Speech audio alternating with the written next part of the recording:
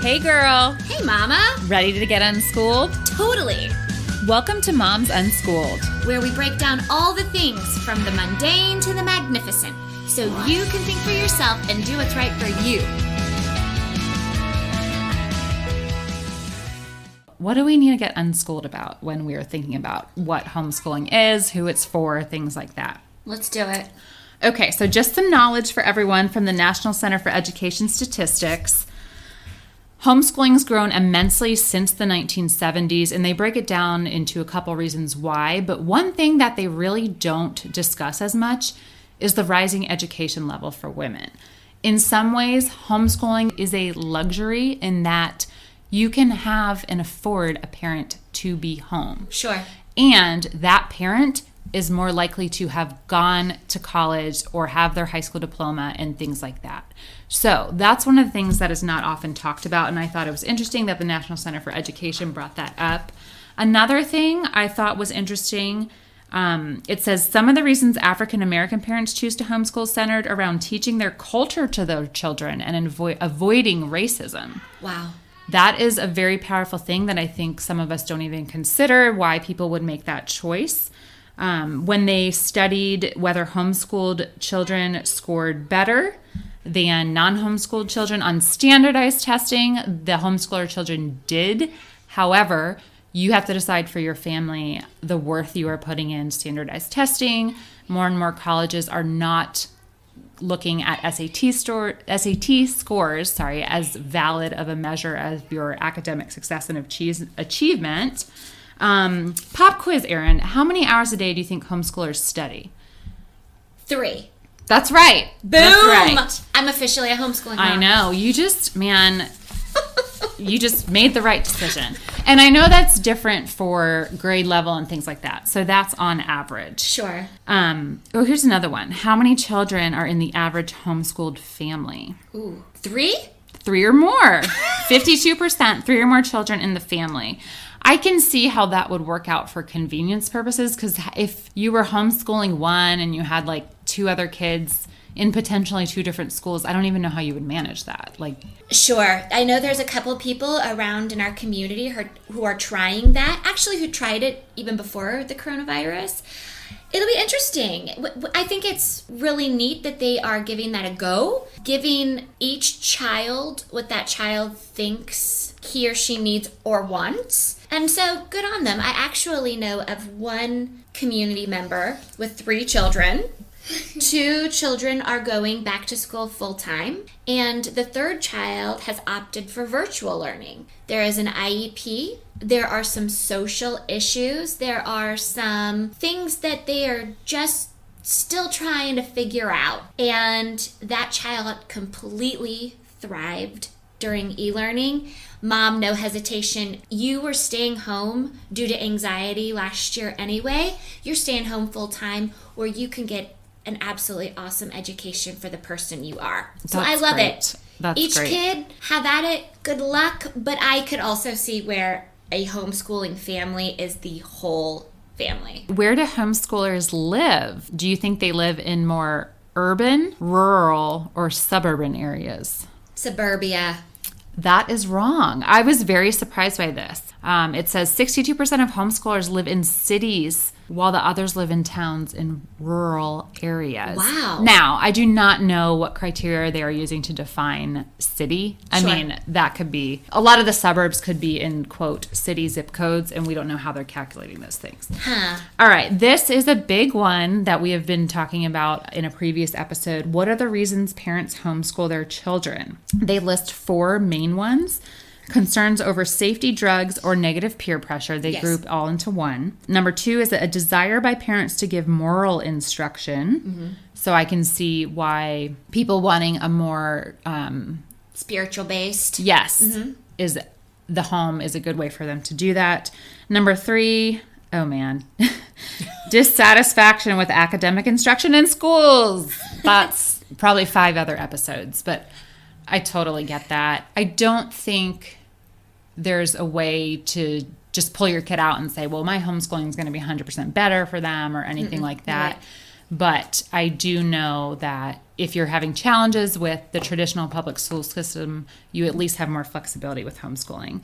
And number 4, oh, this is interesting. Number 4, a desire to give their children religious instruction. So they separate moral instruction versus religious instruction. So number 2 is probably like teaching them different values. Exactly. I've seen entire curriculums based on character. Oh, okay. Cool. But I didn't know those that. tend to go hand in hand with more of the spiritual, faith-based curriculums as well. So 2 and 4, separate but the same. Another one is, what are the reasons and objectives and goals for their kids that homeschoolers have? And this says, homeschool parents have different objectives and goals for their children than do institutional public and private schools, and parents who choose them. It says, if this is true, then one might wonder why there is so much focus on standard measures of academic achievement, social development, and forms of socialization that are developed and normed with institutional school students and used for holding institutional state schools accountable to the taxpayer. All that means is that as a parent, you have different motivations than the school system. Yes, you may both be focused on the children and you want them to learn, but at the end of the day, schools are accountable in a different way, right? They're accountable for standardized test scores. They're accountable for enrollment. Common Core. I can't. And that is my answer to that paragraph you just read. I mean, what happened to the days where 3 plus 5 equaled 8? Now we have to go doubles. 3 plus 3 is 6 and add 2 more. I don't know. I think our math... And you have to draw 185 turkeys to get the answer. Right, and color half of them yellow. But only color their 4th feather green. Oh my gosh, man alive. Or you're out. I can't do first grade math anymore. I'm just going to throw that out there. My children have heard me giggle about Common Core math. I tend to use the word bunk a lot. Is that allowed? I have heard that. I have heard Erin say bunk. So, yeah, I could see that. I have a different approach to the same outcome. And I'm hoping to really use that this year. Yeah, and not to blame them. I mean, like anything else, schools, district, it's a bureaucracy, just like anything else. Told they have to do it this way. Yeah. Teachers never signed up for Common Core. Yeah. Whether they like it or not, it was completely thrown at them to now teach something, a curriculum, a program, a math program that you've taught for 25 years, and now we are going to flip it on its head, and you're going to teach it like this, whether they like it or not. Common Core is just one example, obviously. I don't even know if this is like how many years is it going to take to see the impacts of this? I have no idea. Is this some weird social experiment that, what if we stop doing Common Core and then the kids who did learn on it, I don't know. I don't know what's going to happen to them in like their 50s. Nobody quote me on this. This is just what my husband says. I haven't done the research, but here I go. My husband says Asian children, say in Japan, their math and science scores tend to be higher than American children. And our Common Core wants to look like how Japanese students learn math. And it's the whole, our numbers don't look like theirs. They use characters. Common Core, or whatever Japanese people would call it, looks different in Japanese characters, so it makes more sense. Oh. Whereas in our just numeric number, 1, 2, 3, 4, 5, you know what I'm saying? To our children, or the way we count 21 instead of 1 and 20, it looks different. Our brains are having a hard time switching over to that, goodness. Even though it definitely works for some cultures. So they're not like coloring 95 pandas, probably. They might. I'll have to see. We'll report back on that. Oh my goodness. I had no idea. Don't quote me. Go do your research. Report back. I am, because I'm kind of a nerd. So now I'm really curious which cultures and countries have adopted whatever, if they have a similar version to Common Core, and why. And the language and numerical connection really makes sense, right. But it does not make sense for us. So we should just still be different, like we don't adopt and never will the metric system. Why do we have to do Common Core? But like I said, bureaucracy like anything else. And another thing I was surprised about when I was looking into homeschooling was I forgot what a racket the publishers can be. It's just like college textbook publishers. I have an example here, and it has nothing to do with the program because I've seen this in several different ones. I ordered 2 books from a homeschooling program, kind of just in case, and we'll see how the school year goes. 2 books. Included in it was 4 68-page catalogs for me to give to my friends about the program. And I just want everyone to know what can come along with it, which just kind of made me super surprised about this. So among other things, here's what you can get with homeschooling. So they have, depending on the curriculum, it's marketing, right? So depending on the curriculum, this one has a Free World magazine subscription. Okay, of course your kid's going to want that because that's exciting. And then get this, here's the ad. Great marriages don't just happen, ... So-and-so presents Weekend to Remember. So-and-so is joining with so-and-so to provide a 50% discount for Weekend to Remember. They copyrighted that, so that's like their shtick, right? Weekend to Remember marriage getaways when you purchase any of our basic or deluxe curriculum packages or teacher's manuals. No. Yeah. So they are marketing a marriage enrichment weekend at 50% off for choosing their curriculum. Or they know homeschooling is going to wreck your marriage. In that case, you need 100% off. I was kind of astounded. Yes. Because, these publishers, they're running a business. And I'm not saying they have inherently bad motives just because it's a business. I'm a very pro-business person. I was just very surprised at the marketing angle of the different publishers and how different publishers are kind of branding their own methods and things and incentivizing. It's crazy. So, wow. I don't know. Maybe I should just buy this and we should go on the marriage retreat and just record from there and just see. It's called a vision weekend is how they also call it. So we can do the weekend. If you're listening, Weekend to Remember with Vision Weekend. Again, I've seen this kind of marketing in other companies, so it has nothing to do with the curriculum and content. It's just very, very interesting to me. Who knew? This is a whole new world. It is. And we have talked about also why, different people choose to homeschool. You were able to share your story. We have a guest coming on next time about why she is not homeschooling, things like that.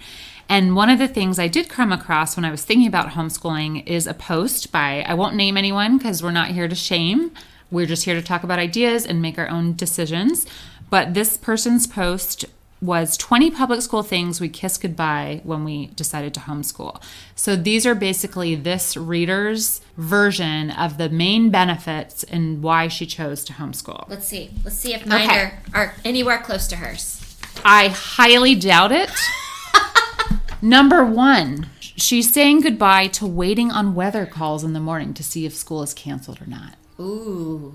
That was one of her deciding factors. It usually keeps me up at night. To pull your kid out of the education system. I'm sorry. Weather texts. What a first world problem.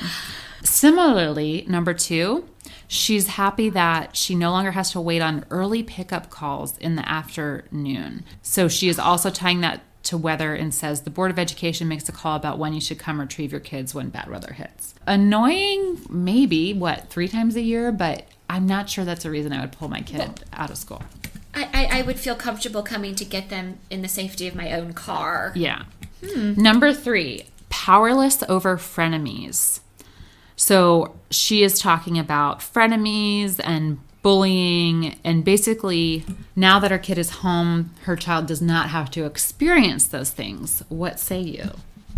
I say her child has never been to a playground.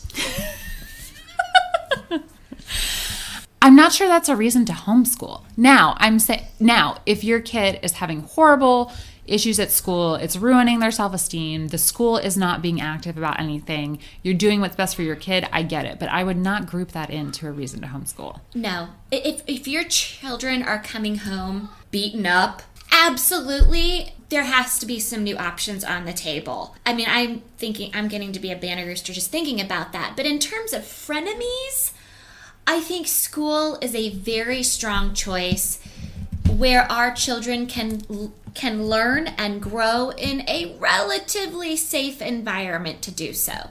You are going to learn those social aspects of it all. And I know people, that's one con, if you will, of homeschooling. Everybody says, oh, but your children won't receive socialization and will have no skills in doing so. These children are getting these skills. They're learning about frenemies, and they're most certainly learning bad words and bullying on the playground after school, whether you're homeschooling or not. How long can you protect your kids from the world? And that's another day too. I feel like it gives me a chance, talking about frenemies and so forth, it gives me a chance to connect with the kids, give them tools to face a new day, have them check back in, and we change tactics, or it's a great day and we learned something, and that gets them stronger and ready to go for their future. And there's always going to be a friend, like there's going to be a bully or a frenemy everywhere. What are you going to do? Like teach them college? I mean, there's terrible people everywhere. Mom, so-and-so was mean to me at the office today. I think I'm going to quit. We're going to homework you. We're a homeworking family. All right. Number 4, making the call about illness. Isn't it stressful trying to decide if your kid is really sick? Not really. Nope. What's your litmus test for, well, pre-COVID, since we're all following the rules and you're homeschooling, what was kind of your, they're fine, they can go, or, okay, we need to stay home? Fever, how did you, okay. Or they just puked. Simple. So again, that would not top on my list of things I'm trying to avoid by homeschooling them. And sorry, school, I usually didn't even call to tell you I was keeping my kids home. I don't think they cared. I'm not sure I did either. That was not the reason I chose to homeschool this year. Homework. I don't think so. Unless the homework is a representation of that what you think they're actually doing or working on in the school is worthless. Sure. Total difference. I do think it's interesting, though, how there's kindergarten teachers who send homework home, and there are 5th grade teachers who do not. It's a teacher's choice, and I think it's really great for our children to go through that system, dealing with different personalities, different teaching styles, and learning how to deal with all these different adults who now you have to give respect to and learn from. Mm-hmm. Homework, that is all up to the teacher. Number 7, fundraisers. I could not believe how many fundraiser forms my daughter brought home during her kindergarten year. I wanted to support the school, but it was getting out of hand. Again, a reason to homeschool to avoid fundraising. I'm sorry. Like I said, I'm not shaming this person as a person. I am responding and critiquing their rationale, which is a difference from shaming. So far, this list is all about conveniences for this lady, I feel like. Indeed. So, case in point, forgetting picture day. When my daughter was in pre-K, I actually did forget about picture day, so I know exactly how it feels. It's a great way to make you feel like a scattered mom who can't get it together. I'm sorry. There's a makeup day, and if you really want a nice picture of your kid, hire a photographer. Erin can't even respond. It's not even worth the words for picture day. Number 9, packing lunches. Again, annoying. Okay. Reason to not send your kid to school? Well, you're going to have to feed them lunch later Yeah. on anyway. So if you do believe in your child eating, I would take this one off the list. Some days. This one was crazy to me. Number 10, active shooter stress / guilt. Okay, so this is like finally one that I'm like, okay, I can see if you feel really strongly about this. She writes, we've all become a little complacent about school and work shootings. No, I'm not saying pull your kid out of school and hide at home in fear. I am saying that when my daughter started coming home and describing what had to be active shooter drills in her school, I felt guilty. I knew I could do better than this for an educational environment. We've had experiences with my, at the time, kindergartner with active shooter drills. And coming from, I don't know, military spouses as well, Sarah, we know it's not a world always rainbows and butterflies. No. And I would much rather have my children understand that bad things do happen sometimes, and this is a great way for them to prepare in a safe environment. None of us want to think about it, but man alive, if my child is at the mall when they're in 7th grade with friends, they have already had that prep work to run and hide. And I hope that would carry on the older they get, because it's not just going to be school. It's movie theaters, and it's just giving them one more tool as they grow. My daughter, she was in her little kindergarten class and went to the bathroom, and at that exact moment there was an active shooter drill, and all of the classrooms were locked. So my daughter is locked out of the classroom, and they are not letting her in. They're not allowed to unlock the classroom door. Oh my goodness. So she's crying, screaming, and banging on the door. And finally her teacher just kind of sneaks her in. But it was a very interesting conversation to have with her. Because what if there had been an active shooter and she's locked out of the classroom, and sweet kindergarten teacher isn't allowed to sneak her in, in the classroom again? So we walked around the school talking about the places that she could hide. Do you come out when they say, "Come here, it's okay"? Nope. You wait till you hear, "This is Mrs. So-and-so, this is Principal so-and-so." And so the homeschooling, they're not going to have active shooter drills. The fact that we'd had that conversation in her at such a young age, I am so thankful for the public school system that it gave us a reason to bring it up, to discuss it on her terms. And I hope she never has to deal with it, but I hope that was something that she could prepare for and have that in the background and in her toolbox. Ugh. What a story. That is crazy. I didn't know that. That's crazy. Number 11 is not worth mentioning. Number 12, okay, she says basically a reason is having no idea what's going on with my kid. Meaning kind of not a lot of communication from the teacher. You can't get much out of your kids sometimes, right? I asked my son today how school went. He said, "Good." I said, "Oh, did anything fun happen?" He said, "I pooped." So I don't know. He would probably tell me that at home too, but I do see how you know what's going on, you know what they're learning, because I was very surprised by honestly some of the stuff they included in the digital learning plans in the spring. Yes. I was like, I would never show this YouTube video to my kid, and this is the most annoying song I've ever heard. And you wonder where they get behaviors like yelling and acting a fool, because you're showing them little characters that are doing the same thing. You don't want them to yell in class, then don't have someone be like, "Oh yeah, the answer is 5," and then scream a song about the number 5. Where do you think they learn it? Okay. Number 13 is also not that great. For not forgetting doctor's notes. Oh my word. Okay, let's not waste our brain power. Okay, worrying about school nights and rushed mornings. Okay, parent-teacher conferences. I don't know why that would be a reason to not send your kids to school. Number 19, school calendar running my life. I see that to an extent, depending on what's going on in your family and how, like to your point, you've talked about having more flexibility to travel and not feeling like you have to live off the school calendar.